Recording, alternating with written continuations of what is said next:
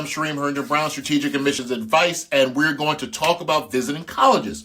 Some of you may be using this long weekend to visit colleges. Some of you may be thinking about the February break to visit colleges, and some of you may even be thinking about what school should my kid and I visit in spring break, March, April. I know that seems like a mile away from now, but believe me, it's very, very closer than you think. So I want to make sure that you have exactly what you need as you start to schedule and consider these schools to visit. Number one, you want to make sure that your kid's going to be excited about a college. And that could be by a brand name. That could be by just local. But you need to make sure that your kid is jazzed to go, because the more excited they are, the better your time will be. Now, does that mean that you just visit a whole bunch of schools that they've seen on ESPN? Absolutely not. You want to make sure that the goals of your child and you align to some extent. Remember, when researching colleges, you always want to think about cost, location, possible major, and possible career.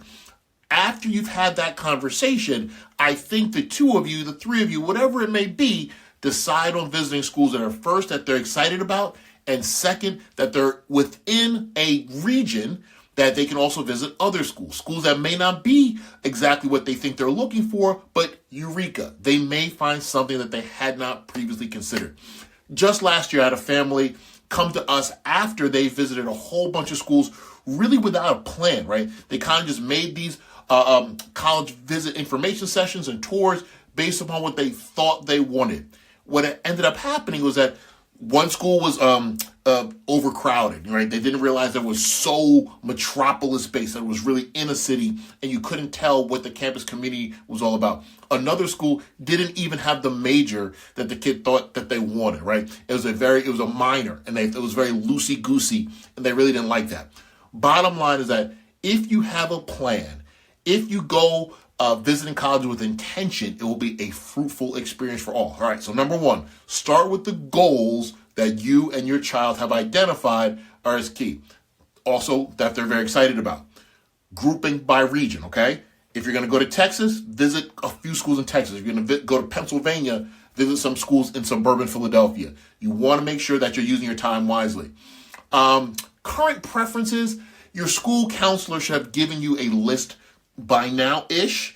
And if they haven't, you can always say, hey, these is my kid's GPA, these are my kids' standardized testing. If they've taken it, this is what he thinks that they're interested in. If that is the case, you can use your school counselor's recommendations to see schools that school have historical familiarity with. You want to make sure that the school is something that your school ideally has a relationship with. And if not, so be it. But you do want to extend yourself to the school counselor to let them know that you're thinking about visiting certain schools, and if they think they could be right or not, all right? I do want there to be frequent collaboration between parent and child and school counselor in this process, whether it's the search process, visiting schools, the application process, or the admission process, okay? We all have a part to play, so let's do that. I want you, as you think about visiting schools, also think beyond academics, right? Sometimes kids need to know that, yes, you're going to go to school for 3 to 4 to 5 hours per day, but then you're going to have a lot of free time. And during that free time, what are you going to do? Academics is one, activity, student life, what is the other? So beyond thinking about the academic core of a college, which is why they should be there, also understand what is in the surrounding vicinity so that your child feels like they're empowered to grow into the young adult in the city or suburb or rural place that they may be going to school. I also want you to keep this manageable, all right? What I may be saying to you, visit Pennsylvania, visit Texas, slow down. Do what you can. Keep this manageable emotionally, but also keep it manageable from a time standpoint. Some of us have a lot of children and can't do it all at once. You want to make sure that as you're planning a trip for February or March or April, whatever you're thinking about, make sure that you're breaking it up in pieces so you're not saying 7 schools in 5 days and kind of letting it all blur together.